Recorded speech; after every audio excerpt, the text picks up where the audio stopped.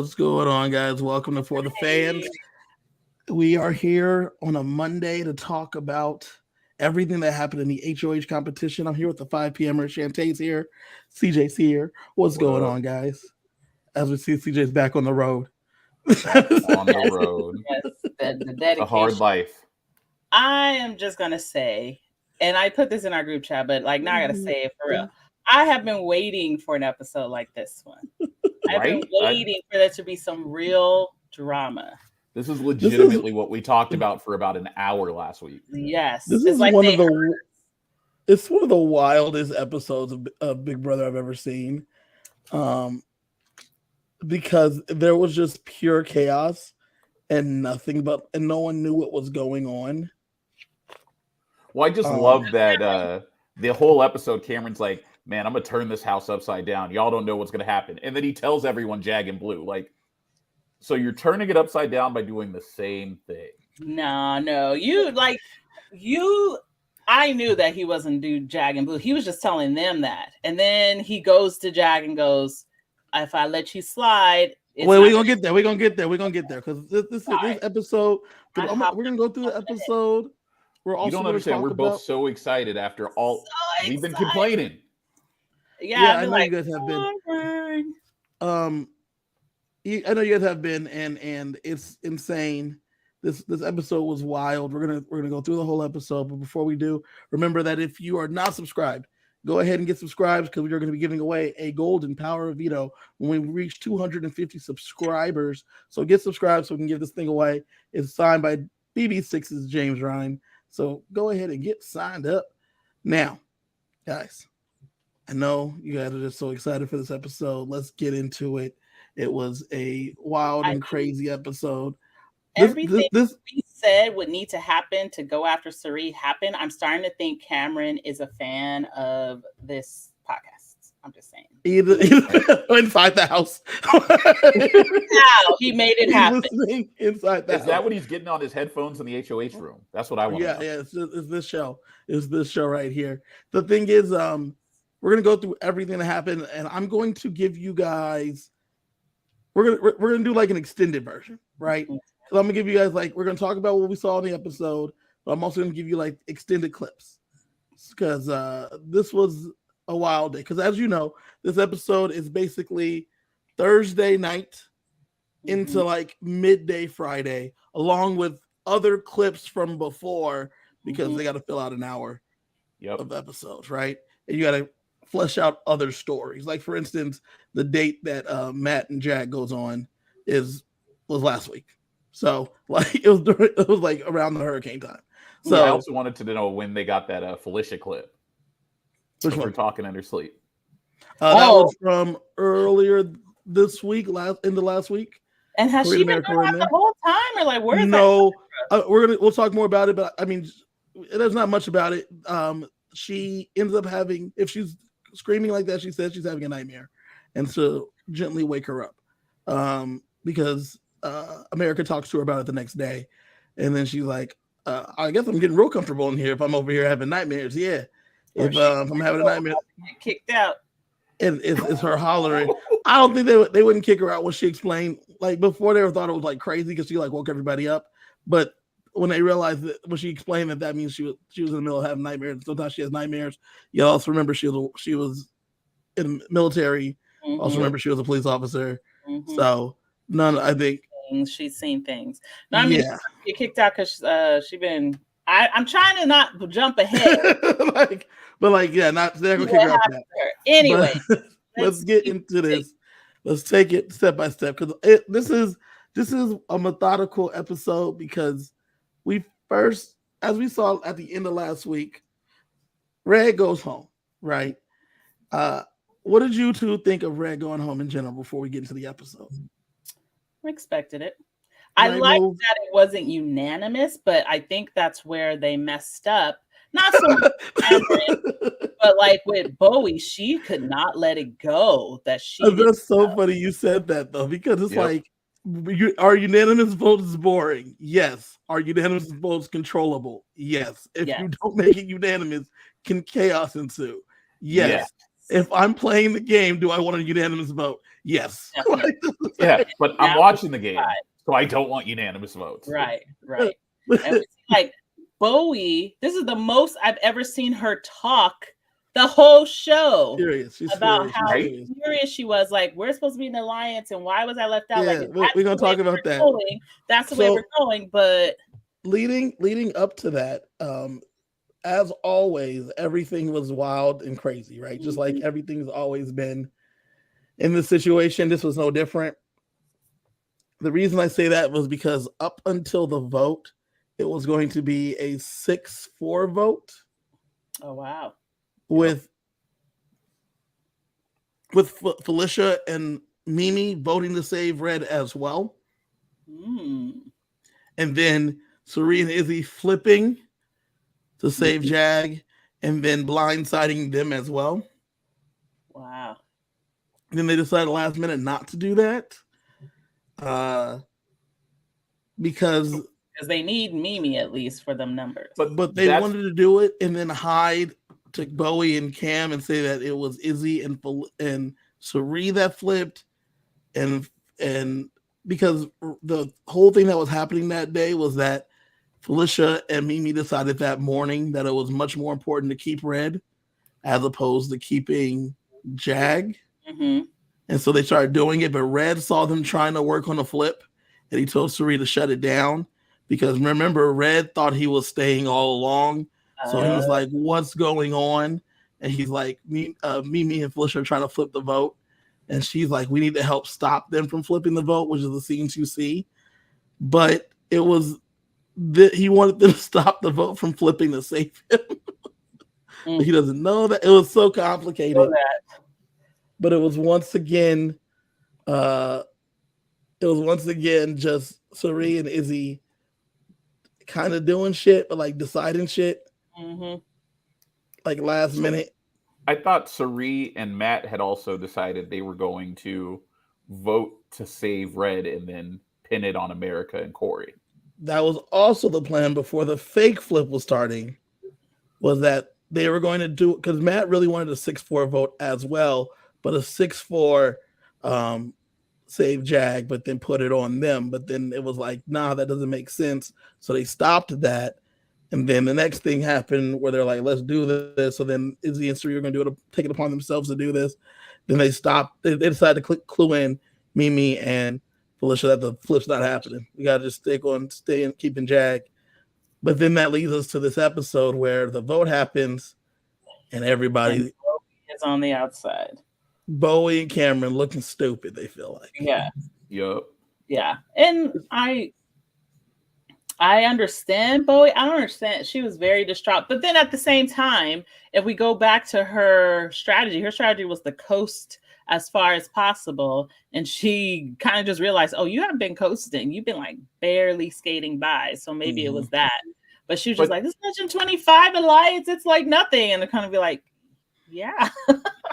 Well, I think it's funny because she thought out 2 Alliance members. But she also thought that she was in control of her game and people had been honest with her the entire time. So to go, what are we now, 6 weeks into the game, and you don't think anybody's lied to you, and then to get blindsided like that, it's got to be rough. Yeah. Well, okay. We got to think about it this way. This is one thing that, as you had to mention it, of course Bowie thought she was in the know, right? Because she's in the Legend 25, but everyone in Legend 25 is in Bye Bye Bitches. So she's like, I'm in the Alliance, but I'm also in the Alliance within the Alliance. So obviously I know everything going on because, I mean, the top strategy is an onion alliance. So you have alliance like of 2, then make it an alliance of 3, alliance of 5, alliance of 8. So that way you like always, the layers always have control. Right. So Bowie's like, I'm in the 5 in this 8-person alliance. I obviously know what's going on at all times. Right. It's like, and then this happens in the real 5 alliance. exactly. Because the real 5th person is Jared, but they don't know that. Well, she doesn't know that. So she's like, what just happened here? You left me out to dry. She continues to smile, tries to smile through the tears. She just has really big teeth. I think we just need realize that. She just keeps the smile going. And so we get back to the episode. Cameron's looking pissed. Cameron looks pissed. And Well, Bowie's did you like, see everybody when Cameron won? Because they were all pissed. They were all they did not expect him to win that head of household again. So we get them looking pissed as Red goes, and then we get the HOH competition. The Cameron wins the HOH, which is the darkest timeline. It's the doomsday. They were not planned for that scenario at all. They said anything can happen except Cameron winning this HOH. Yep. And then we entered this timeline where Cameron wins the HOH. At this point, the house starts the lights go off, like one of the signs falls over. It's like hanging. It's like neon. They go back in that house. Everything's disheveled. The tumbleweed blows by. This is the worst. This is when Biff owns the towers in Back to the Future. Now that you got that Back to the Future shirt on. Yeah. This is when Biff owns the Trump Tower looking thing in Back to the Future. This is that timeline. They're like, because Cameron's like, well, I guess I'll celebrate by myself. Yeah. Hey. So there was no hiding at this point. Like, clearly he knew, and he did the smart move of pretending like he was, so we're just gonna do blue. Well, before we get to that though, Bowie comes through and she's like, so what happened? Like, we already talked about that. She got excited and they gave her some bullshit and she didn't believe. The reason I bring that up though is because, as you guys said, Bowie's the most angry that you've seen her. But while she's in there, Matt comes in there and tries to say what's going on, guys? What's up? And Felicia says, we need the room, and kicks Matt out. Yeah. And that's big because Matt's like, I'm supposed why do you need the room? Yeah, from Bowie. I thought I was like in, but am I not? Like, y'all got something else going on. And one thing I did appreciate was Cerie's matter-of-factness about how things are going. Yeah. Well, it's funny because, and we'll talk about this more later on, they constantly refer to Felicia slipping, and they even showed it in this episode with her telling Red he can take his cupcake home with him. Saying we need the room and kicking Matt out, you basically just exposed your alliance in that room. Everyone in that room is obviously working together if somebody else can't be in there. Right. But Felicia's the one who kicked Matt out. But Cerie let her. Yeah. Matt's not mad at Cerie. Matt's not mad at Cerie, but like CJ said, it does show that you three got something going on with Bowie that I don't know about. Yeah. Because y'all are trying to console Bowie, and Felicia didn't say we need the room. She said we need the room. Yeah. If it's one thing, and what I think was a mistake there, but like it's a mistake in hindsight, right? Is that Cerie and Izzy should have also left with Matt. Yeah. Because then it's not suspicious if Felicia needs to tell Bowie to stop the tears by herself. Time, Cerie can't leave Felicia to talk to Bowie by herself because Felicia get messy. That's part of it. That's part of it. The second part of it is that there's nothing for them to think of because they didn't think it was not that big of a deal for her to kick Matt out because it wasn't. But Matt is a smarter cookie than they think. Yeah. He's better at this game than they think he is. So you better check on her son before he leaves the family. Well, they read Bowie the riot act, and they're like, "Listen, we all lied in this game, man. It happens. We lied to you about this thing. Tell me if you haven't lied in here." And Bowie's like, I just thought I was a part of the plan. And like, I would have prepared myself to vote out Red, but like, y'all could have just told me. And now, I don't think there would have been a problem with them telling her. No, I don't either. I think Bowie understands it's a game, and if they're like, we're voting out Red, she's like, I'm still going to do the shock and awe, but I get it. Yeah. But see, just like Jag voted out Riley, Matt voted out, like people come around to the vote if that's the vote. But like, I see why Bowie was so upset. But like, she was crying for a long time. But they had to be like, get yourself together. Like, because I don't know. I think they thought Bowie and Red. I mean, they were close, but I think they thought there might be something between Bowie, Red, and Cameron, and so they don't want to give her too much information. But it's so hard, right? Because how many votes was there between her and Cameron? There was 10 votes, right? Mm-hmm. And that's the sticking point. I just thought of it right now. That's the sticking point, is because you four decided that Red was going home. Mm-hmm. Because with Cameron and Bowie's vote, we as a collective make the majority. Yep. And y'all unilaterally decided that Red was going and didn't clue me in when I thought we were like an alliance. Mm-hmm. I thought we were working together. Mm-hmm. But apparently we were not, and you didn't even tell me. And then on top of that, like we just talked, like you just mentioned, we're in the Bye Bye Bitches, and you didn't tell me. Mm-hmm. Like the other 4 members of the Bye Bye Bitches voted together. Right. And to piggyback on that, it's the same thing that I was talking about with Cameron last week when we're talking about how he was riding for Legend 25. Mm-hmm. He had Legend 25 and he had the Chillers, and they were both in the same alliance. So everything is peachy keen for him. For Bowie, she has the Bye Bye Bitches and she has Legend 25. Those are her 2 main alliances. Right. That's who she's working with. Only alliance. Yeah. So to be cut from both at the same time, it hurts.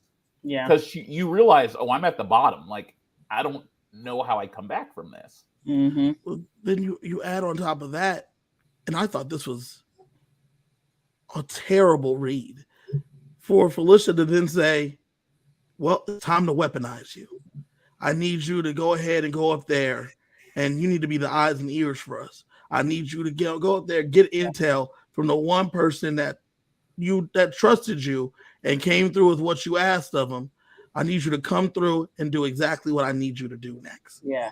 If they had told her that before the vote and said, we're all going to vote for Jag, you vote for Red, and then when Cameron finds out, he'll think you're in, like if they had done that, Bowie would have been on board and would have still been like, oh no, Red, and she could have played that. But you basically tossed her out and then told her to beg for scraps. So basically. Yeah. And you they entirely misread her relationship with Cameron and Red. Are they cool? Yeah, but they're not working together. Oh, I think you're wrong. I think they misread the fact that she wasn't working with him, but they were working together today because we're all working together. But by you leaving her out to dry and putting her with them, they are now working together. Yeah, you have no choice but to work with him. Cameron and Bowie basically got forced into a final 2. Right. Correct. The good news is, like, the funny thing about that is Cameron still doesn't really trust Bowie either, because he was like, yeah, I'm gonna do these moves, but I want you to have plausible deniability. But he still doesn't know if he can trust her because his big alliance that he thought he was in with is out. So now he's kind of an island. Sort of. And we're going to get to that. Because next up, as we see, Matt goes back to Jag and Blue, and he's like, they just kicked me out of this room. Something's going on. Mm-hmm. And that's the last thing you need. The last thing you need is Matt. We have the 7 Deadly Sins Alliance, right? And I'm thinking, hey, man, us 7 Deadly, we just played this move. Right. But y'all are doing something behind our back. And so let me go get the other 3 of the other 4 members together to talk about what's going on with this group. And they weren't even like subtle about it. They weren't like, oh, they basically just said, get out. Yeah, no, Felicia's just like, get out of here. Mm-hmm. And like I said, why did she need Matt gone? Was it just because Bowie was crying so much? She was trying to spare her? Like, why did he need to not be there? Because she the was Bye about Bye to talk Bitches were talking. Yeah, she about to talk about the Bye Bye Bitches. And remember, she at that point, she kicks her out, then she weaponizes Bowie, or she attempts to weaponize and activate Bowie. Like the Winter Soldier, she like tried to say the code: red, banana, blue, green, whiskey. Like yeah. And she's like fighting the training. Yeah. She already been to Wakanda and back, so she's just like, nah. No. Cool. Yeah. All right. So, after they kick her out, we get the scene of Cameron. We get the scene of Cameron sitting down and pretending.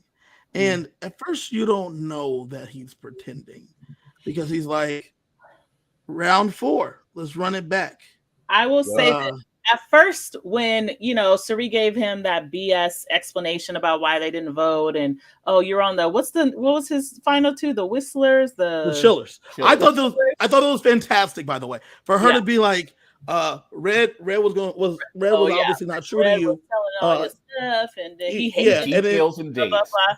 Correct. That was phenomenal. I was thoroughly impressed because she's like, hey, what about the Chillers? I bet you didn't think I knew about that. So I was ready.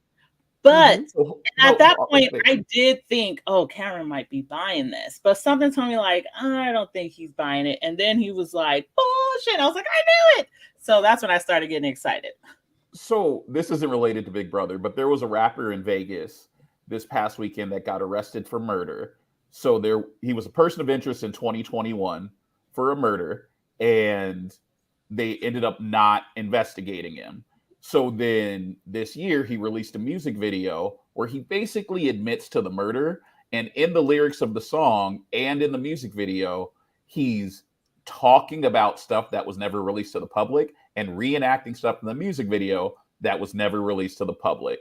The police took this as evidence that he knew more than he said he knew, and they arrested him for murder. I bring all of this up because that's what Suri basically did. And she said, look, none of this is public information, but I somehow know this. So I'm trying to earn your trust by telling you that your boy didn't have your back. It was I'm trying to show you that I protected you. We got you. We got you. We got you. Why did it need to be done without his knowledge? Why couldn't it have been hey, come, let's talk real quick. Red's running his mouth. We were going to save Red and vote out Jag, but now we're not because of this, that, and the other. Like, that's the part where Cameron's like, sure, because you got my back without my knowledge, sure. You can't risk it leaking the way that Felicia leaked it. The more people that are in on the secret, the more likely it is it gets back to the person. Yeah. But they got the rest of the house. Like, it's not the rest of the house, because remember, Jag, Blue and Matt are expected to save Jag. Right. Corey and America are shady. We don't know what they're doing. Right. We don't know what they're doing. It's the 4 of you. And so everyone in Legend 25, like you're telling me Legend 25 knew about this information that Red was not to be trusted. He was a covert agent. He was going to take out the Chillers. He knows this information. Remember, Red also was acting super sus towards Cam all week. Right. Yep. So you're if I'm Cameron, you're trying to tell me to believe that y'all did this in my best interest to protect me. Now, I thought that was fantastic by Suri because I would believe this, right? I mean, too much information, right, to not have this seem like this was a good move, right? Yeah, but Cameron, it was already been on to Suri since early in the game. Because she's played before, he's seen Survivor, and he just doesn't buy it because everyone is chill, and he has this like cold streak in him. There's like a cold streak in him that he like is like, I am going to make sure I'm never made to look like a fool, and if I'm made to look like a fool, it's going to be bad news for everybody. Right. And if you remember, back when him and Red were talking, he was the one who said to Red, we got to get Suri out. We got to do this. We'll do it. We got to start making plans. Red was the one who was like, no, not Suri. So Cameron has never been like that into. He's not in Suri's situation. But Red did want him to take a shot at Izzy. And Cameron was the one that eventually shut that down because he didn't want to blow up Legend 25. He didn't want to be the one to blow up Legend 25. Right. going into the next part of it, I want to talk about this all-encompassing. Suri, Chante, what do you think of the? I mean, this is the hard part of the Big Brother. This is your first season. Mm-hmm. All of the Humiliverse shenanigans this week. What are your I know you had to watch them do the farts. Say the farts and the rating of the level 10s, which clearly was random, but like was it really? They're not random. They're that's their discretion. Yeah, they're not random. They're I know they're not random. That's why I was like, none of them white people got level 10s. I'm just noticing how things felt. Like, I mean, obviously, Cerise's pee at 2 a.m. is very obviously a level 10 because then everyone has to get up. Yeah, Jack goes in there. Yep. Who else? Blue or somebody, and I'm just like, But anyways, I will say the pies in the face and the fact that you pie the people who aren't in it. We wait in advance. We're gonna get there in a minute. You asked me about the universe. But everything else, the stinkometer, the gas mask. Those are stupid. If you're the HOH and you don't want to deal with the gas mask, why don't you just say everybody use my bathroom this week? Because you don't want them in his face. That's a benefit. And I'm also positive that that's not an option, CJ. I know. Why would you even suggest that? As soon as you say that, Big Brother says, no, you can't do that. Correct. The moment you let like 4 people use the restroom to avoid using the downstairs restroom. Only the HOH can use the HOH bathroom. Yeah, exactly. All of a sudden. Yeah. I wonder if Felicia went and dropped her mic in the toilet again, was that like a level 20? Like what?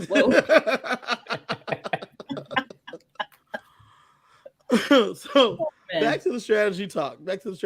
We get Cam and Bowie catching up, and they're comparing stories. And now all of a sudden, as CJ said, they've been pushed into this final 2 situation. Mm-hmm. And Cam, this is when I started realizing, I always knew this man was diabolical, but this is when I realized this dude was dangerous.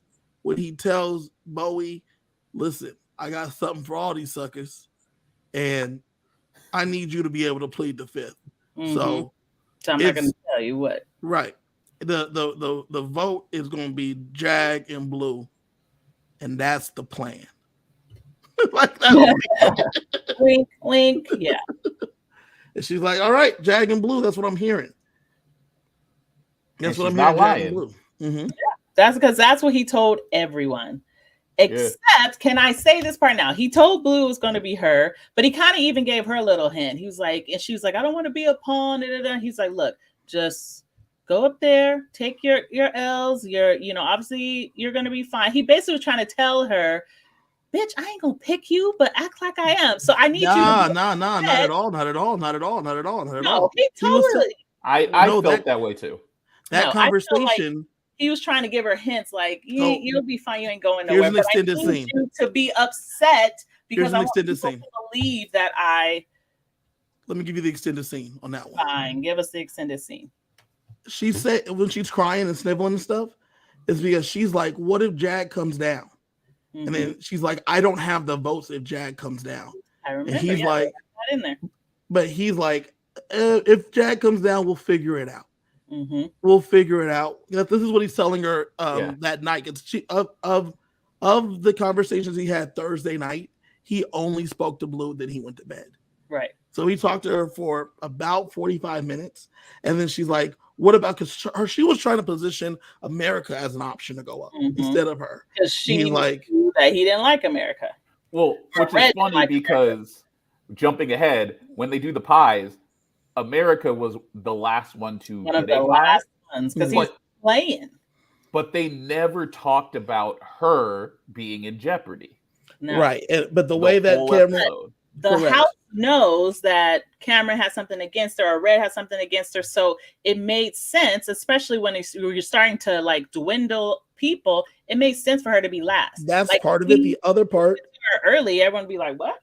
Well, the reason Blue was trying to get America up because America is not in their alliance. Mm-hmm. Yeah. There's not in the Legend 27. Not the Legend. The Seven Deadly Sins Alliance. There's so many. So since she's not in this, there's not a lot of people not in the Seven Deadly Sins. So Blue was trying to figure out, trying to make America be expendable. So in the scene when we see her like sniveling and crying, he's like that night he wasn't really alluding to there being another plan. He was more saying if it's Jag, it's supposed to be Jag. If it's not Jag, we'll figure something out then.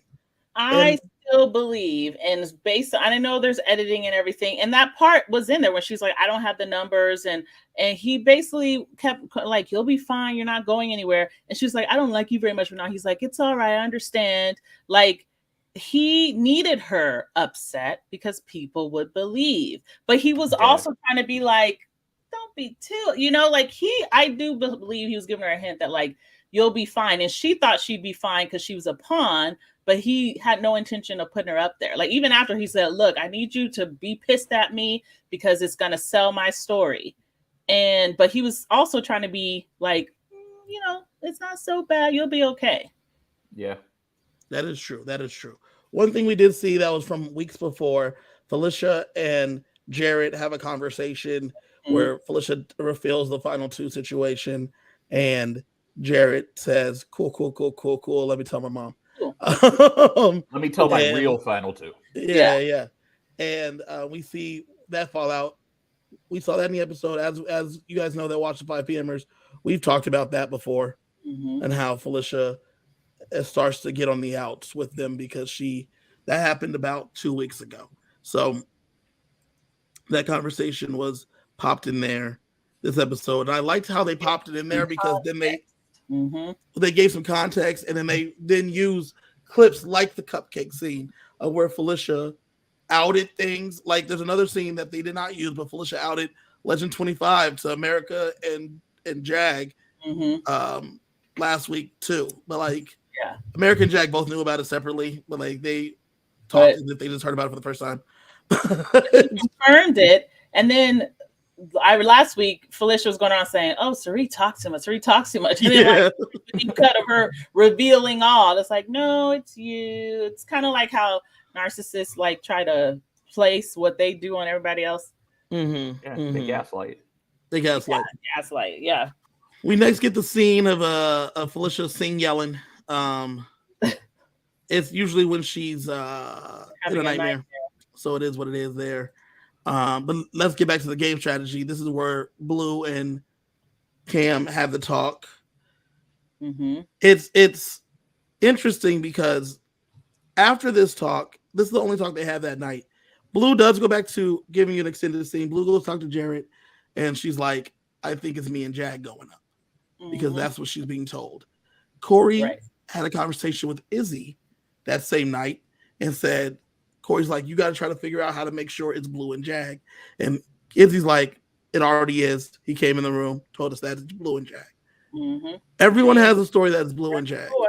Cameron then basically shut down in the room and just like locked it down and stayed up there and just seethed by himself. And so as far as everyone knew, it was Blue and Jag because they weren't hearing anything else just yet. Yeah. And he wasn't talking to nobody. He wasn't talking to nobody. Smart. Then he finally talks to Jag. Before we talk to Jag, another extended scene, he talks to Jarrett. True. He talks to Jarrett. He talked to Jarrett, and then he talks to Jag. When he talks to Jarrett, he tells Jarrett that we're going to see what happens, but it's probably going to be Jag and Blue, but I have other thoughts of what I might do. And when I do it, you'll be surprised. He's like, Then we see him talk to Jag. His conversation with Jag. Why would he tell Jarrett that much? Like, because Jarrett's his number one right now. Everybody loves Jarrett, and I don't understand. Jarrett's his number one. It's not that one. everyone loves Jarrett. It's that Jarrett told Cameron he was a pawn. Then, when Cameron asked prior to the veto, if you win the veto, what are you going to do? Well, I'm going to take you down, of course.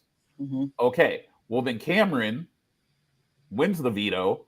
So Jared never did anything to Cameron. Right. And then Red went home just like Jared said he was going to. Right. So Jared was truthful the entire week with Cameron when he put him on the block. So Cameron does have trust with Jared. Right. And he has trust with Bowie. True. Cirie and Izzy, extended scene, Cirie and Izzy last week realized that they needed to separate themselves from Jared in Cameron's eyes. So Cameron, the night before the vote flips, Jared goes to Cameron and says, "Hey, I just talked to Mama F and the vote's flipping." And he's like, "How?" She's like, "I don't know. It's just happening, and I'm not sure what's going on." So when the vote flips, when Cameron's having his conversation with people,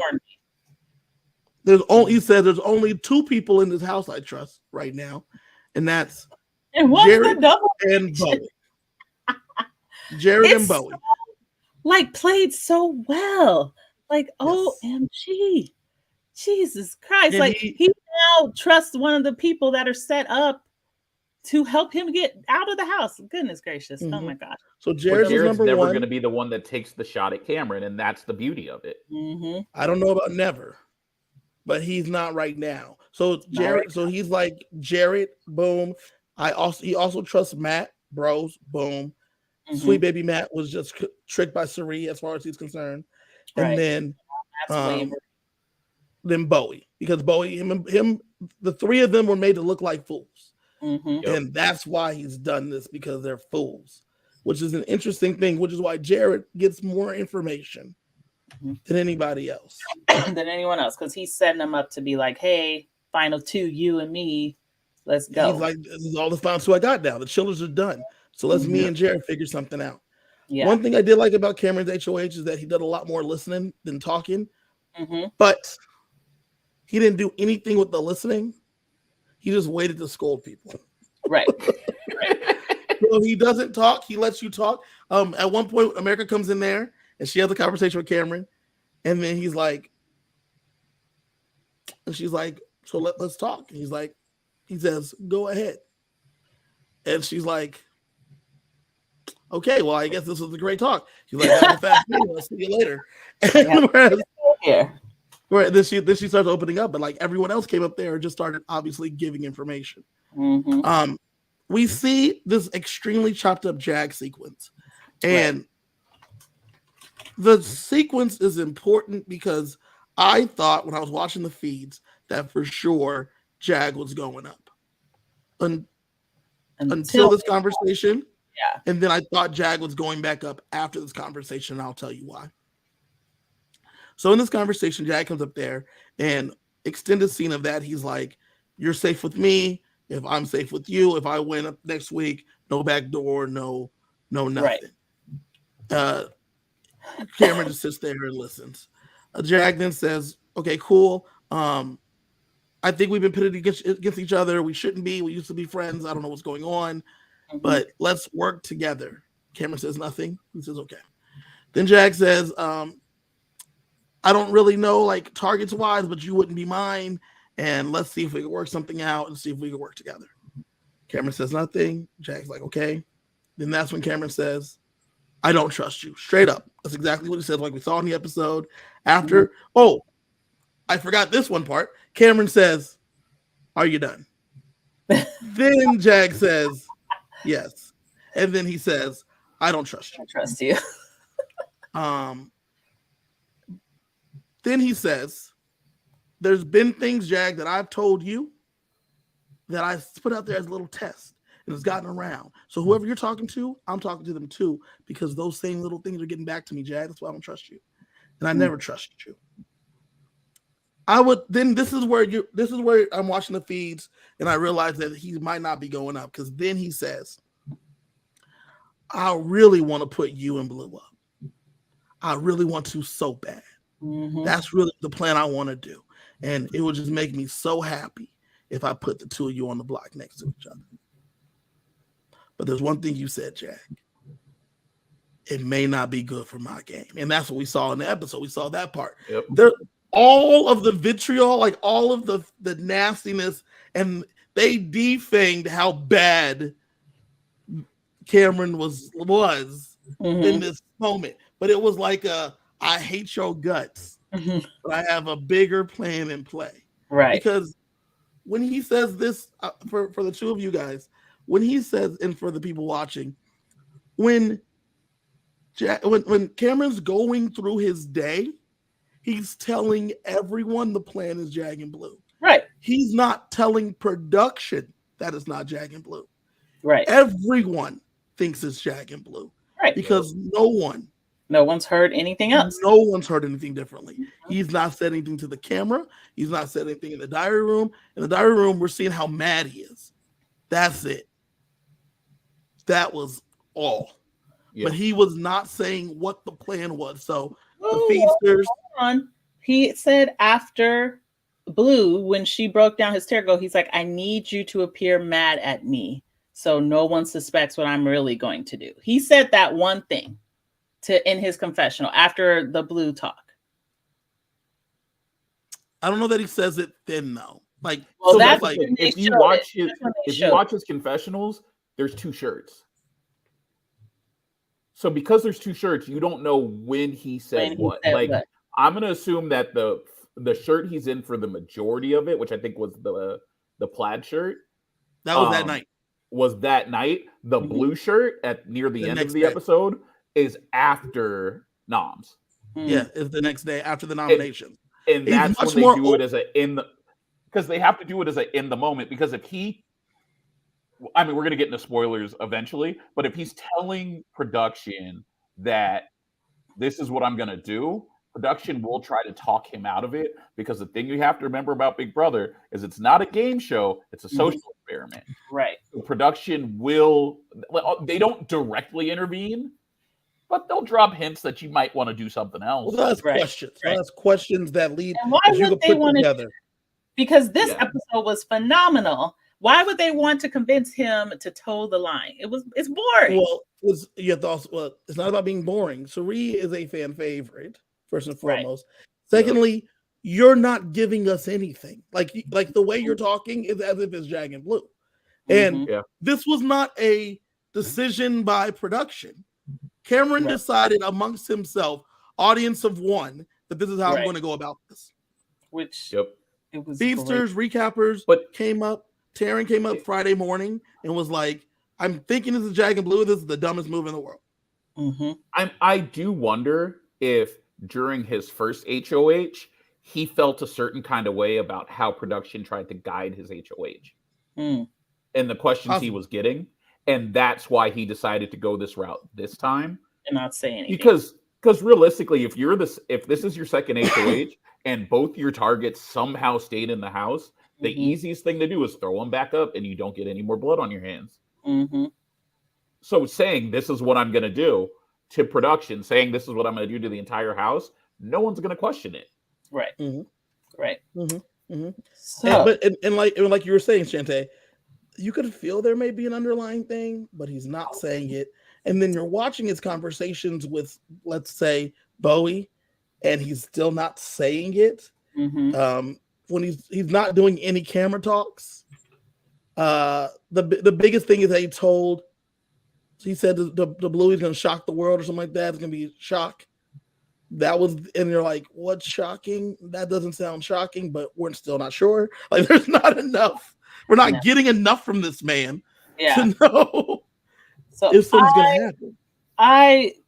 Are we at the point now where we can talk about the fucking reveal of the noms? Last part. Dragging our damn feet, and I want to get to it now. Because this is I know this is because this is the part I want to talk about. You're like, well, let's talk about the shirt he had on. I don't give a shit. Let's go. That's important because they're doing different things now. Now, mind you, last conversation I want to bring up, and this is why I thought it was going back to Jag, was because Jag says, "I'll keep you safe. I won't nom you." Cameron says to him, Jag, I'll make you this deal that I will not put you up, but if I hear a word that you've said something, deal's off and I'm putting you on the block. And I have today or to Monday to get this done. So I better not hear a word of this deal that we've done. Corey comes up there. Corey says to Jag, to Cameron, talks about some stuff. He gives him the same Jag and Blue spiel. Then Corey says, "Oh, by the way, man, I thought Jag was a much more dangerous player than he is." And then Cameron's sitting there and he's like, "Yeah, man, because like last night he was like, Cameron's HOH. What should I go tell him to me in America?" And I was like, "I don't know, man. Just go tell him like you won't put him up and like you won't do like you'll give him safety if he gives you safety. I don't know. Maybe and also tell him like just give him a couple names of people you put up. But like he said, he didn't have any names. And then Cameron's shaking his head and he said, "That's exactly what he told me." And Corey's like, "Oh," and he's like, "Yeah." And he said, "Did you give any names?" And he's like, "Nope, didn't give me any names. They didn't have any names." It's like, "Yep, that's exactly." Corey's like, "Yep, that's exactly kind of what I told him. So if you want to know, I'll tell you the rest of the conversation, so that way you know everything that I told Jag to come tell you." So he tells him the rest, and he's like, "Those are all the things he said to me." And then that was when I was like, Jag may now, like whatever plan Cameron had, may be out the window. All that says to me about Jag is that he's a scared little boy. He has no plan, no resources. He's not a threat. And I feel like Corey did that on purpose to try to save Jag and show like, he don't know nothing, dude. Like, he's not a threat to you. Right, but Cameron doesn't listen and take in new information. So Cameron was like, I thought that if Cameron was like, this dude is coming, like he thinks Jag's the biggest threat. Right. Physically. Yeah. And so he would be like, this dude's lying. Jag over Matt? Come on. He thinks Matt's his boy. No, that's true. That's true. Matt's on his side. So now we are here. Are we here yet? We are at the time for the noms. Oh, he talks to Sari, talks to Felicia, tells them both Jag. Right. He all tells them the same thing. All right, let's get to this Humiliverse thing. First of all, I think it was genius that he. Wait, you don't want to talk about the showmances? No, I think it was that he had to pie the people he wasn't putting up on the block. And that just created so much drama. Like, I can't stand the Humiliverse, but this is the first time when I was like, this is amazing. So let me tell you about some Big Brother Chante. And I don't know why they got rid of it. And it's the best part of it. There used to be, before everything was digital, you know what I'm saying? Before, we've been playing this game for a long time. They used to bring this giant key wheel. And it was a wheel and it had everybody's name key in there. And I loved this. I wish they brought this back. This is the one thing they should bring back. The giant key wheel. They brought the key wheel out. You would say, I'm the HOH. I'm going to pull the name of the first nominee that's safe. You pull out a key. It says, CJ, you are safe. Then they would go, thank you. Thank you, Kevin. And then they would pull out the next name of a person. Yeah. And then that person would be safe. And then that person would say, thank you, Kevin. And then they would move on and on and on until there was one key left, 3 people sitting there. They would pull out that one key. That's the last person that's safe. Those other 2 people are on the block. Mm-hmm. They don't do that anymore. They just do the 2 digital keys. This was that. And I loved it because, like you said, it's high drama. Yes. It's high drama.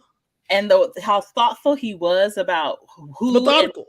Gave a pie. Like, he didn't even give Jag and Blue a pie early either, because everyone's just like, well, we know who it is. And so people were like giggling and enjoying their pies until he gave Blue a pie. Or was it Blue or Jag first? He gave Blue a pie first. Blue a pie, and everyone's like, what? No. It was Jag. Oh, no, he gave Jag. It was Jag's turban, yes. Yeah. So he gave Jag a pie, and everyone goes, wait. Why does this person have a pie? We see Izzy take off her glasses initially. Yeah, she was ready to get that pie. And when I saw that, I was like, oh, Izzy, you're not getting a pie. When Felicia takes out her fake tooth.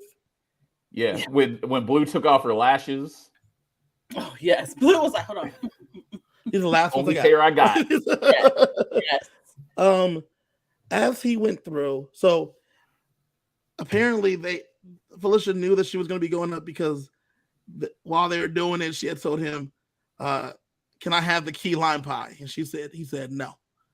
And she was like, I don't think I'm getting a pie here. I'm not getting a pie. But like, he was smart. He did Bowie first. Obviously he's gonna do Bowie. Yeah. Then he does like not Felicia, Jared, his boy. Then he does Sari very early. So everyone's like, yeah, this makes sense. Those are expected. Next he does Corey and then Matt. A pie, and everyone goes, what the hell? Or Jag, he gives Jag his pie, and everyone's like, that's when something's afoot. Oh yeah. And then he gives Blue her pie, and then everyone's like, what is going on here? But being said, he missed the key line part. That was what they talked about happened. That wasn't in the episode. That was extra extended content.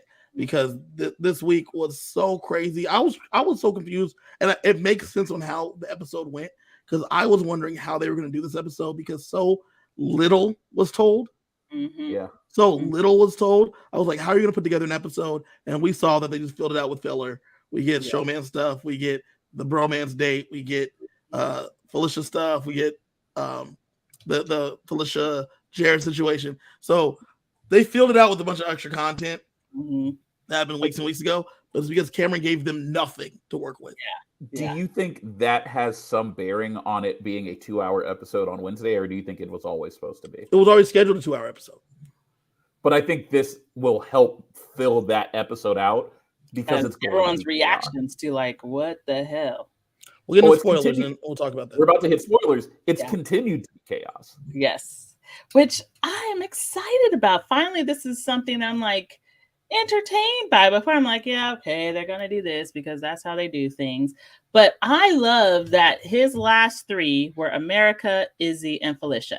And because there was people still thought Felicia might have been safe because everyone knows. Forget like that part, Chante. I love the fact that he walks towards Izzy and then makes a hard cut right. That was the yes. coup d'etat. Izzy was so pissed when he did that too. You could see it on her face. She does not have a poker face at all. She's like, oh. She took off the glasses, was ready to go. Oh my God. Yep. She was pissed when he won. You could see her standing over his shoulder when he won the HOH. You could see her pissed when they said goodnight to Julie on Thursday. And you could see her absolutely livid with the pies. Yeah. No poker face. And with that, Felicia and Izzy are on the block. The power structure is in danger. Everything can topple. We see Cameron say, you don't take a shot at the president initially. Cerie's the president. Felicia's the vice president. Izzy's Secretary of Defense. And he ain't wrong. And you can't just take a shot at the top. Now, the important thing is that Cameron needs to also remember that if you shoot at the king, you best not miss. And so he has to plan this perfectly. Right. And for this to happen. No, he won't because he's including Jared. Because he has a double agent working. He has a double agent that he doesn't know. But that scene where Cerie is talking about Izzy being nominated and she has tears pouring down her face. I was like, oh, Suki now. He's pissed her off. Like, what's gonna happen now? It's so interesting because like Cerie's played games like this so many times. But she doesn't. But Big Brother is a different kind of game than Survivor. You're living outside on Survivor. There's trees and shit. You never forget that you're in a game. Yeah, in you Survivor. got other worries. Other shit. Outside with bugs and shit. Yeah. In this thing right here, you're inside, so you're just getting to know people genuinely. I think on Survivor, there's a lot of not talking to. I feel like there's a lot of like laying and just trying to survive. Yeah. Well, I mean, part of Survivor, you say that, and it's like, well, I actually need to focus on cutting this coconut with the machete so I don't, amputate a finger. Right. When I have to actually watch what I'm doing when I'm searching for fruit because I don't want to step on a snake. Like, there's a lot of concentration and hanging out. Like, they do have times where they're bonding and they're laying out on the beach and they're like just chilling. They watch the sunrise together and stuff like that. But when you're hungry and you're not sleeping well, you're cold, you're tired, you're beat up, it's definitely not the same. Like, I could never do Survivor. I could do Big Brother, but I could never do Survivor. I don't know if I can do Big Brother. I'd be like, oh my God, I hate everybody. Just vote me off. Nah. I mean, you're inside though. Like, you know what I'm saying? You're inside. You're hanging out. That's the unless beauty it was of it. Dire Fest. Dire Fest, vote me out. Dire Fest was a lot. But we're here. We are in day. I think it's like day 40, 40 something. They've been in there for a while now, yeah. Day 38, day 42, something like that. The reason I bring that up is because Survivor used to be 39 days. She was out there with people for 30-something days. That was it. She's already now been in the Big Brother house longer than she's ever been on Survivor. And at one time. And so this is a little different. So those tears you see, those are real. I believed them. Yeah. And she's like vowed to take out Cameron. Cameron will pay. Yeah. And Cameron thinks he's like made a move here. And we'll see how it pans out. Time to get to spoilers, guys. So if you have joined us and want to not be unspoiled, go ahead and take off now. Thank you for joining us. Thanks for checking it out. You can find Chante. She'll be back here next week. Pies. You can find her at Instagram, the villain Chante. Mm-hmm. Is where you can find her. You can find CJ. What did you say? Sometimes I post things. Yeah. You can find CJ at all places at Keyboard Sarcasm. You can find me at KG Fury if you want to follow us. It is now time for the spoiler section. We'll be back on Thursday this week to recap the episode and the eviction. And then the 5 p.m.ers will be back next Monday to go back through everything that happened in the new HOH competition. So if you're leaving now, go ahead. If not, Chante, hit the spoiler music that we got. Man, I thought those guys would never leave. I wish we had spoiler music. We need some good. We're working on it. We're gonna work on the production. Give them a couple more seconds. Spoilers. Okay, so here we're in it, guys. We're in it. Cameron, this is. I saw this happen, and I said when I saw CJ in person the other day, I said we've entered the darkest timeline. This was Friday night, a few hours after Noms. Yeah, after Noms, we are here. I'm pretty sure. Even then, I wasn't sure that it was going to be Suri because he talks to Felicia, tells Felicia she's not the target. Mm-hmm. And says that his target is someone bigger and someone that the house has already decided that they don't want in the house. And when he said the word already decided, I thought he was talking about Jack. Because already decided, they already voted him out 10-0. Right. And when we talked about this on Friday night, I said, if you're already putting up her lieutenant, her being Suri, right, there's not much more there's not much more damage you can do to yourself by putting her up. The only reason you do this is so you could backdoor her. But, oh no, I put your 2 lieutenants up, you're already gunning for me. Mm-hmm. If I happen to put you up, whether you stay or not, you were always going to be gunning for me based off of the initial noms. So who cares? Who cares? He's going scorched earth. And we talked about this. And it's interesting because Cameron tells Suri, she's first up there. She thanks him for not nomming her. And he says to her, you know how Red was your number one? Was your right-hand man? I want you to be my right-hand girl. I want to be the new Red. So I'm like, okay, maybe not Suri. Maybe not Suri. He then had the conversation with Felicia, and she says, he tells her she's a pawn, and she's a pawn, and that he has a bigger target, yada yada yada. He then has a conversation with Izzy and tells her that she's a pawn. Now, when he tells them both they're a pawn, I'm like, uh-oh. Mm-hmm. Uh-oh. Who's he gonna go for? Yep. Hard part is that by telling them both they're pawns, they then talked about it. Yeah. And they're like, okay, so if we're both pawns, right, he's shooting higher. Well, it's also interesting when he said you've both been comfortable in this house for long enough, time to feel some pressure. Oh, I feel yeah. It's a good line to say that maybe I'm shaking up the house, maybe I'm not. I've already lied to everyone once about what I'm gonna do. Right. Who knows if I'm telling the truth or lying again? Mm-hmm. And that's the best strategy you can have right now because no one knows where they're going to be. No one knows who to trust. So who gets the veto? So he had a conversation with Jared, and he says, earlier we talked to Jared. He told Jared, when you rushed me through the reveals of the conversations, he told Jared, I wish I could tell you the real plan. I wish I could tell you the real plan. Said that. I didn't say too much because you shared that part. I didn't say that he said this part because Jared's like, okay, cool. So right now, after this happened, he tells Jared, I'm ready to tell you the plan. And Jared's like, perfect. What's the plan? Tell me the whole plan. For obvious reasons, Jared needs to know as much of the plan as possible. He's like, step 1, tell everybody it's Jag and Blue. Step 2, make them all feel comfortable. Step 3, make them all feel as stupid as I, you, and Bowie felt. when I tell them when the real thing happens. Shock and awe. Mm-hmm. Step 4. I'm not ready to tell you step 4 yet. Step 4 is the next piece that you're gonna have to see. And he's like, just tell me step 4. Yeah, just tell me. He's like, then he says, I just got so many more tricks I'm ready to unleash. I'm just ready to go. I just got bags. I'm ready to go. And it's like, what are you doing, man? What is going on in here?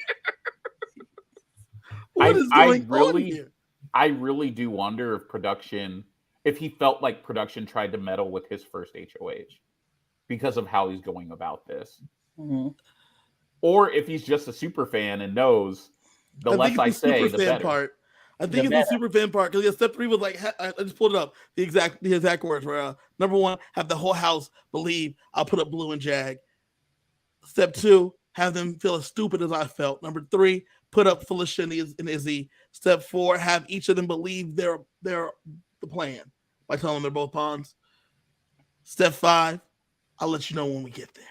And that is when he's like, what? You told me nothing. You told me I was nothing. You told me nothing. So Jared goes downstairs and he says to Matt, I think Sree's the plan. I think backdooring Sree is the plan. And we can't let them backdoor Sree. And Matt's like, we can't let them backdoor Sree. He goes and tells Izzy, I think Sree's the plan. Izzy's like, I think Sree's the plan. Izzy goes and tells Sree, if I win the veto, I'm not using it. Oh, exactly. And then Sree's like, oh, that's huge. And she's like, because I think I have the votes against Felicia. If I win the veto, I'm not using it. We'll keep you here. It can't be you. Yeah. Jared's like, it can't be you. Yeah. Cameron's like, it's about to be fireworks, baby. I'm ready to go. Yeah. I'm ready to go. Veto draw happens. As you know, Izzy, Felicia, and Cameron are playing. Mm-hmm. Matt, Jag, and Jared are playing. Oh. So. Stacked. It's stacked. This gives her. Sree got a chance, baby. Seree's got a chance. Right. Yep. Because both of her boys all are of her best soldiers. Yeah. She's like, who are my best soldiers? You go, you go, and you go. You go. I feel like I hear the Flight of the Valkyrie song. Dun, dun, dun, dun, dun, dun, dun, dun, dun. So, and the worst part is that Cameron pulls after the veto draw. He pulls Matt and Jared to the side, and he says, I don't want the 2 nominees nor Jag to win the veto. I want one of the 3 of us to win the veto. And they're like mm-hmm. Okay, we do too. We do too. And he's like, because I think they would all use it. And then Matt says, so are we not using the veto? And then Cameron says, we'll wait and see. And so it's like, we're like, we're not using it good. We're not giving ourselves away. But Cameron's like, let me see. We'll see what we do then. And he still hasn't told them the complete plan. Right. I'm nervous. I'm on pins and needles. I'm checking in all day. Vito plays. It's the Yankee swap game. Now, Chante, every year they play one where there's a Yankee swap, where there's punishments and prizes. Mm-hmm. And you do a thing, you get out. Usually the first person out gets the veto. Mm-hmm. Second person out gets either a punishment or a prize, and they can exchange it with the veto holder, so on and so forth. To the person that wins the whole thing has the last choice to take the veto, take something else. Right. This is also Buddy Games themed because there's a new show called Buddy Games. It's coming on CBS. It's hosted by Josh Duhamel. Synergy. You know how that goes. Mm-hmm. Yep. Side note, it's hilarious when they do Synergy here because when they do Synergy on like Top Chef, the thing was filmed months ago. So like things may be relevant, they may not be relevant come this time. I remember they did one for like Fast and the Furious, but then Fast and the Furious got delayed. So then it was like a weird timing. But this one, I'll say same thing with Ninja Warrior and Ninja Turtles this year. Did they? They aired the Ninja Turtles episode the week it was supposed to drop, but it got pushed back 2 weeks because of the writer's strike. It's tough. It's tough when it's filmed. This is great because they can do it in the moment because this is tied to the whole game and it's live. So we get the veto comes back up, Chante. Mm-hmm. And baby boy Jared is wearing the veto around his neck. He's got the veto. Yep. We did it. Cirie is going to be safe. Because obviously Jared's not going to use the veto. Right. Jared's got the veto. Come to find out, the breakdown of the prizes and punishments. Cameron won a trip to Europe. Oh, nice. And he won a trip to Europe, and he also has to do a punishment with Izzy, because Izzy gets a punishment where she gets one of those overnight punishment where she has to do it over like all night, but she had to pick a partner to do it with her. And she picked Cameron. She picked Cameron. She's like, "Fuck you, dude." Yep. Felicia gets a punishment where she has to be in a tandem canoe whenever she goes anywhere with another person. She picks Cirie. You picked Cirie? Yeah, so the two of them are in like a canoe, a kayak together. Jag won $5,000. Nice. And Standard prize. now this is where it gets confusing. Matt has won a prize where he gets to hang out with Josh Duhamel. So, from what it sounds like, piecing it together, Matt actually won the competition. Mm-hmm. But he didn't want he chose to swap with Jared, and Jared has the veto. And he took, instead of taking whatever was the swap and take the veto, he let Jared hold the veto, and he took the hang with Josh Duhamel. He must really love Josh Duhamel. Because he thought he was going to hang out with Josh Duhamel. Yep. Is he not going to hang out with Josh Duhamel? He gets to hang out with a giant cardboard cutout of Josh Duhamel all week, for the rest of the week. Oh, that's a punishment. That is a punishment. And when they're talking to Matt, he's like, I thought I was going to hang out with Josh Duhamel. And then America's like, baby, that's a punishment. That's not a prize. That's not one of the prizes. Prizes are usually a trip and money, sometimes clothes. Right. The rest of them are punishments. That was a punishment. But I also get his math, because usually it's 3 and 3. Mm. But the veto is considered one of the 3 good ones. Right. And he didn't, the math wasn't mathing for him. It's veto, money, and trip usually. And then it's usually some kind of punishment, Costume. the unitard, Yeah. and another kind of punishment. Or tandem canoe or something. Yeah. But they already did a unitard with the chicken suit. So yeah. No, I don't think that's gonna be our unitard this year though. I don't know that we're gonna I think we're still gonna get a unitard. Possibly. So that's how it shakes out. Immediately elation. You know? Yeah. Everyone's happy. Cameron's happy because he thinks Jared's on his side. And Cirie's happy. Cameron tells Jared, I don't know what we're gonna see in the episode because it's kind of explicit. But he tells Cameron, he says to Jared, if you're ready to keep dropping grenades, let me know. Because I got a whole bag of them. And I'm ready to empty all of them. I'm ready to empty the whole clip. And Jared's like, what the fuck? what the what? Jared was like, I'm just gonna stick this veto in my pocket. Yeah. Like, and we're not see the light of day again. Said it. No takesies, backsies. And he's like, let's go. If you're ready to rock and roll, baby, I'm ready for it to light it up like the 4th of July. And it's like, what is going on with this man? So finally, Cameron and Jared had a conversation about part 5 of the plan. Mm-hmm. Part 5 of the plan, and you two need to hold on because this is insane. He tells him that he wants Jared to use the veto, take down Felicia, put up Cirie, so we can vote Izzy out. Mm. That's right.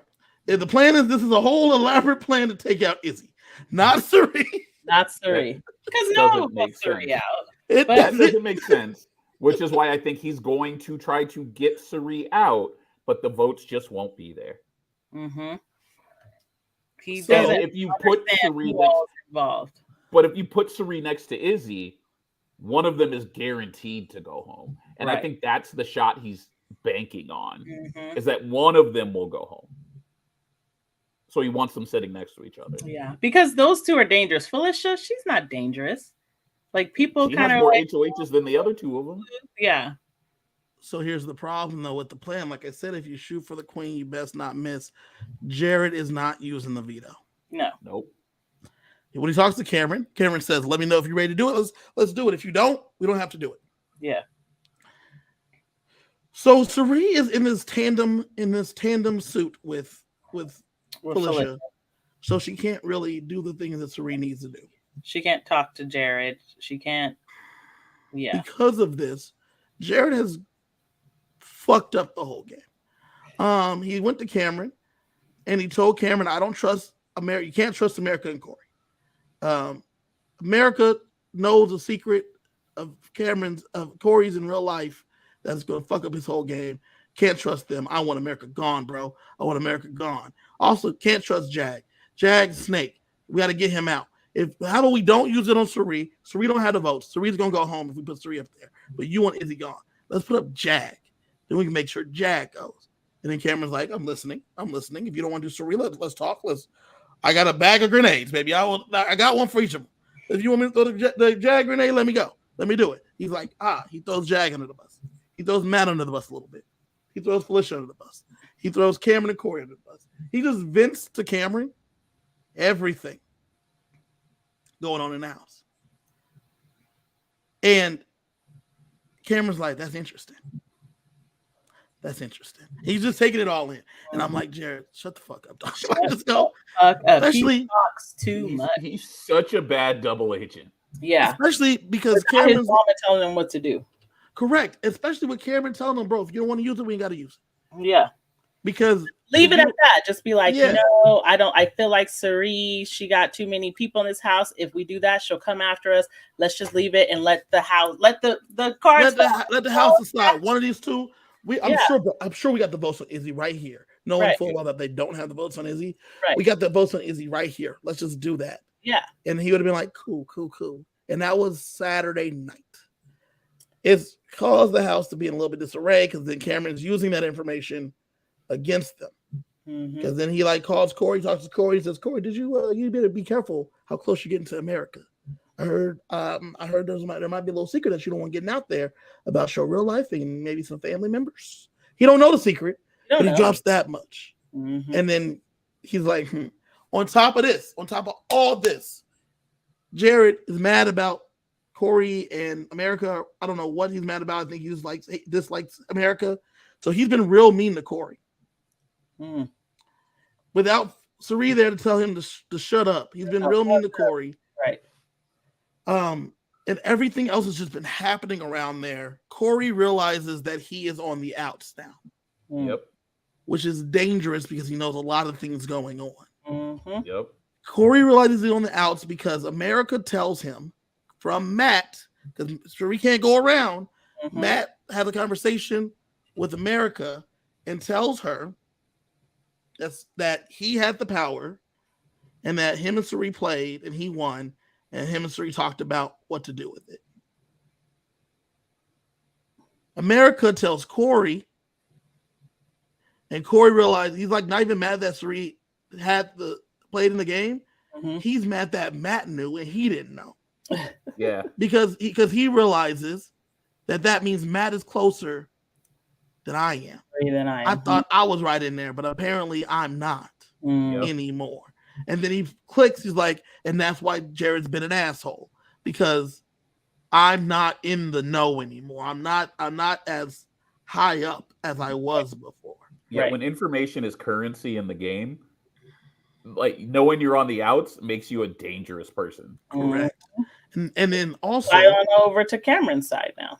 There's no Cameron side. I'm just going to go ahead and shut that down. I know, but Cameron's made on the island now, and Bowie has a. Get there. Him and Bowie. Here's the only thing that's going to be a problem, though, right? America says, "I got a life preserver for you, Corey." Me, Jag, Blue, we've been brewing something up. Let's do that. He on the outs of that. He's like, "Why would I join that? I'm kind of on the outs of that, but let me think about that." She's like, "All right," because you're my number one, and we'd be a 4. Right. Problem is we're coming in 2-2. Problem is Jared then goes to Corey and says, bruh, what's this shit that America's brewing up with Jag? and Blue, because Blue been telling Jared all the information. Because and so Corey's like, that shit's shaky too. That shit's shaky too. Also, America is a big brother. She's one of us. She well, me and CJ. She'll tell you getting there. She'll tell you getting there. But she's like a big brother. She's a big brother Twitter person, right? And the reason that's important is because she has been fangirling Cameron all weekend. Because that's a move. The move y'all saw, you two came on the show excited. And she's in the house. She's seeing it firsthand. And she's excited. So she's been like, Cameron, she's said multiple times, you're so cool. You're so cool. She's like, the move you did, people are loving it on the internet. I already know. Like, this is something I'll be retweeting. I'll be quote tweeting. Like, this is gonna get you fans. Yeah. And he's like, I just wanted to make the move. I just had to make the move. That's Space Cowboy. Just got to make the move that was necessary. Daddy got to do what he got to do. You know what I'm saying? And she's just like, she's been loving it. She's been eating it. But Corey's like, you're getting too close to Cameron because Cameron is still not in anyone's plans. Persona non grata. And you've already been on shaky ground. And he said to her face, Cameron already has no more power.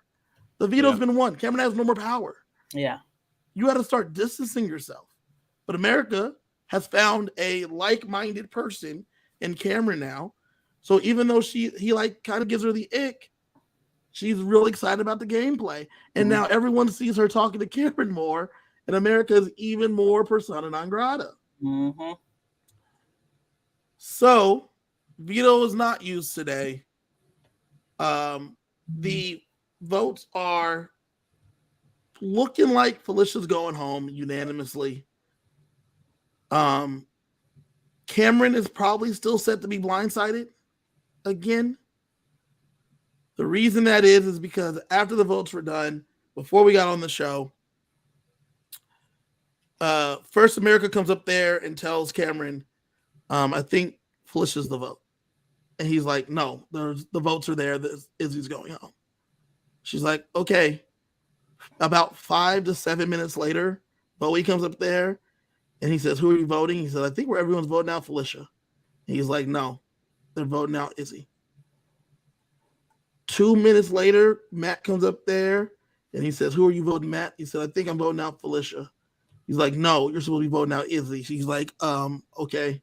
Everyone else is, yeah, everyone else is going to vote. Felicia. And then Corey comes up there last before I jumped on. Corey comes up there. And then Cameron said to Corey, if you hear that the vote is Felicia, they're lying to you. The vote's Izzy. They just want you to not be in the know, Corey. And he's like, I think it's not me that's not in the So everyone has told him that it's going to be Felicia. He's telling everyone that it's actually Izzy. It's Izzy. Yeah. And that they're just trying to keep Izzy calm by saying Felicia, but that's really not the plan. Because he's still fighting from the bottom. He can't be the one dictating the vote. Correct. And what I just saw right now, about 4 or 5 minutes ago, is that Cerie's punishment is over. So immediately Izzy grabbed her and is giving her the lowdown of what's happened in the last 2 days. So tonight's going to be... Gotta go and fix everything and I know you two are real upset, but it's just gonna go reconstruct the power structure so that way. I'm upset about that. I think I am very interested to see how she goes. Like, all right, let me fix this mess again. Gotta fix everything. I sit down with Corey. Tell Corey, sorry that Jared lied to you. Sorry, Jared's an asshole. I'm sorry, that's my son. He's a dick. You won't say that because you sorry, Jared's a dick. It all works. The move of separating from Jared worked so well because Jared was able to know what the plan was, or at least have the confidence enough from him to be able to pick things up. Another thing Jared did, he's like, I can't wait to win HOH next week because I'm going to make Cameron, Corey, and America have nots, and I'm going to eat food in front of them because he's a dick. The Why would he do that to Cameron though when Cameron trusts him? Yeah. Oh, because Cameron's the backdoor target next week. No, I know, but like, don't make him a have-not. Make him real comfortable so he doesn't fight for the veto either. Well, the hope is just he doesn't play for veto at this point. Like they're if he doesn't play for veto, it's a done deal. Everyone's talking about the plans of who the fake noms are going to be, so that way everyone's going to backdoor Cameron. That's the plan. But this is why I'm saying Jared is dumb. He's dumb. He's a terrible player. He's a really bad player. Cerie's gonna have to fix that. Felicia has said that she wants to get to the jury house, but if she didn't go to the jury house, she's happy to go out here because it's the last one before the jury house, and then she doesn't want to be the first one in the jury house, which makes sense. Yeah, they want Cameron in the jury house then? Like, talk to me about this jury. Okay, so season 3, the jury all went home. They all went to their respective houses. This woman named Danielle Reyes, one of the best players to ever play, they watched her diary rooms. They watched her on TV. They came back very bitter because she was talking that shit in the diary room, and they did not vote for her to win. After that, they started sequestering the jury in a nice house in the valley. Yeah. And they stay in this house in the valley 20, 30, 40 minutes away, and then they just, as you get evicted, you get into a van. Right. You go to a hotel room, then you go from the hotel room that night to the jury house the next day. Right. And you can basically watch movies, hang out in the pool, drink, read books. There's very minimal cameras. A little bit of people checking in on you, basically. Usually when people get busy, it's in the jury house because there's no cameras in there. Okay. So Corey's like, me in America, maybe? That's one of the reasons why Cameron's been so creepy, because he keeps talking about the jury house to America. That's what I'm saying. Like, do they want him in that jury? No, but they don't have a choice now because the jury's probably going to start next round. Yeah, when he won HOH, he basically punched his ticket to jury based on historical precedent within the game. Right. Yeah. And so he will be having a say on who wins this game. Everyone in the house left is kind of had to say except for Felicia or Izzy. And it's looking like Felicia. Yep. It's unfortunate that Cameron will be in the jury, but that was the plan, was to try to get him out before jury. They think he'll be better because he might be. If he had won at HOH, maybe they would have had a chance of getting him out. Yeah. And so those seven people plus the two, there's usually a final 2, and 7 people are going to be voting on a winner. And then each time someone gets eliminated, they show them the competition, they show them the HOH video, the veto video, and then they rely on the interpretation of the person that got evicted to tell what happened. Right. In the house. So that's how that breaks down. That is not an impartial jury. Correct. But similar to Survivor, they go there and they compare notes. Yeah. Right. Yep. They compare notes and they talk about that. So that's what the jury house looks like. That's what the jury is. And also when you make it a jury house, you make the full stipend for the year, for the season. Because you're still a part of the game. So that's why a lot of people, that's why Bowie was like, I need to get the jury house because, I need a place to live. And my house and I want money. Yep. Yeah. And so that's why a lot of people, their goal is to push for jury. So they get there and they're like, whatever happens, happens. Because they now made that full $4,000, whatever it is. I don't have to be nice to nobody. I don't have to be on camera. I just can chill. Yeah. Uh-huh. Yep. So, there's that. That's the jury house situation. Cameron's going to be going there. He'll be there next week unless he somehow plays in veto and wins veto.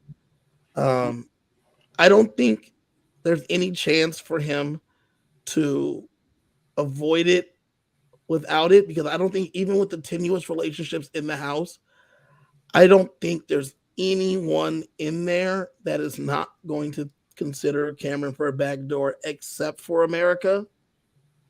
But even then, Corey's probably going to push for her to do it. Yeah. What about Bowie? Bowie's not winning HOH, man. That is not... Especially because I'm guessing we're getting the wall comp. Historically, there's every season there's a competition where they have to stand on a wall. It's usually suspended, and then you have to stand on the wall for as long as you can. It's an endurance competition. Mm-hmm. And usually they do it around the time jury happens. Correct. That's usually the one right before jury or at jury. Usually someone that's smaller, slighter, usually wins. So this is a good comp for Corey, good comp for America. I was going to say the same for America, because the one was her. She only lost because she made a deal. Correct. So this is a good comp for Blue, good comp for Mimi. The back door line. All the people who did well in the pressure cooker are likely to do well on a wall comp. Yeah, on a wall comp. Cameron. Luckily Cameron cannot play. Can't play HOH. I just realized. I was like, yep, never mind. So Mimi, Corey, America, Blue, Mimi, Matt, Blue, and then Matt. Yeah. Yeah, Jared. There's a good chance one of them wins. Jared probably doesn't.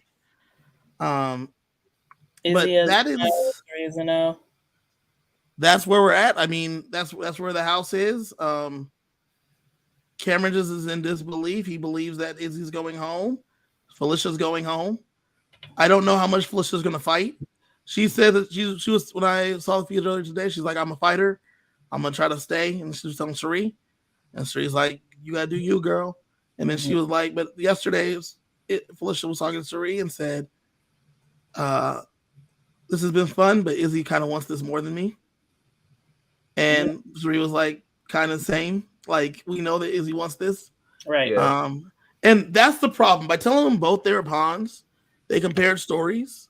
Mm-hmm. By comparing stories, they realized that you're not my enemy. Cameron's still our enemy. Right. Yeah. So I'm not going to campaign against you, yada, yada, yada. Right. And so Cameron was hoping that this would cause them to fight. Right. And then spill secrets. But instead, it's made them tighter. Mm-hmm. And then they've already started talking about how Felicia doesn't mind leaving. So that's the argument they're using as they're talking to people. And then Cherie got put in the costume 2 days ago, so she hasn't been able to do that. So now it's time for Cherie to go out there and do what she got to do. I tweeted to someone. Someone tweeted about Jarrett. Jarrett out there he had 48 hours to ruin his and everyone else's game. Yep. And I said, when is this punishment over? So Cherie could take him to the have not room and give him a whooping. So if she whooped him, does she do it by hand or does she use the butt kicking crank? She says, stand right there. And it's boom, boom, boom, boom. That way they think it's only the crank thing, but they never spun the wheel. Like, I fucking told you not to talk shit. Shut your mouth. I feel like she would make Jared do the crank and be like, see, you're only hurting yourself. This is your fault. You made me do this. 1, 2, 3. Hurting me more than hurting you. Yeah, mama. I didn't want to have to do this, Jared. But why'd you tell that? Why were you mean to Corey? Why were you mean to Corey? Oh, man. So that's the show. Any questions? Any questions, comments, concerns? No. We're going to see what happens, y'all. Your vote. We're going to see what happens. We're going to see what happens in the new HOH. Yes. Yeah, I'm just curious where do we go from here? Because obviously Cameron is persona non grata number 1. Mm-hmm. Mm-hmm. But America's number 2. Yeah, but if America were to somehow win, you might what have continued chaos. In terms of like them hating her. Like they has feel like not, they can't trust her. Well, she plays the game well, or she knows the game well, but she hasn't made any moves. She hasn't been in the position to. Exactly. So like, but you also have to remember, so when I mean, I just pulled it up an hour ago. America said to Cam, Jared is super close to Izzy. He doesn't trust me because I've talked about getting out Izzy. Cameron says wrong. America's like, what do you mean wrong? And he's like, wrong. And he just doesn't believe it. But he thinks Jared hates Izzy. But that's the thing, is that America's talked about what she would do in the game when she has no place to talk about what she can do in the game. Yeah. Yes. Jared obviously is close to them, but he's close to Corey. Corey has said, hey, man, America's brought this up, but it's not that big of a deal. We'll worry about it later. But he doesn't know how dangerous that information is. Mm-hmm. So, like, at one point, they're laying in a hammock, right? And she's like, I want to win HOH, and I'm going to put up Izzy and Suri next to each other. And then Corey said, be for real. And she's like, I'll put up Red and Cameron because I don't want to rest up the house. He's like, there we go. Like, Corey's been trying to keep things under control. But when people hear, like, when she mentions the blue, we need to do something about what Suri's doing. Yeah. Blue tells Jared. Jared tells. Yeah. Correct. Right. And that's that. As much as I love Suri, Jared and Suri being in the house is low key what's ruining the game because everything gets back to Suri. If Suri didn't have that advantage of knowing what the other side of the house is thinking, it's a completely different game. I disagree though, because Matt's doing the same stuff and that's not her son. Yeah. But it would have taken much longer. He is her to get son, there. Remember? She has adopted him. But I feel like, no, because she came in as Suri. Whether Jared was there or not, she's still Suri. Izzy would still have been just as diehard, and she probably would have made Izzy be the Jared, or she would have got like Matt's Suri there doing it. Jags told her stuff. I mean, Corey could have been her Jared because Corey's been trying. It would have been Corey. It would have been Corey. He's been trying to be down. She didn't need Jared. Jared needs her, but she would have made that situation set up without him. I don't know. I just feel like that pre-existing connection, they're doing a good job of keeping it a secret because nobody who's left is known. She's doing a good job. Jared is doing a job. Well, he actually told someone because he's an idiot. I mean, as being said, man, the Suri miss is real. And that's why I'm about to get off this thing with y'all and get back to work because I got to see how quickly she can get everyone back under control. Her thumb. They're probably already back. You missed it already. Yeah. They're probably singing Kumbaya around a campfire right now. They probably are. Kumbaya Suri, my lord.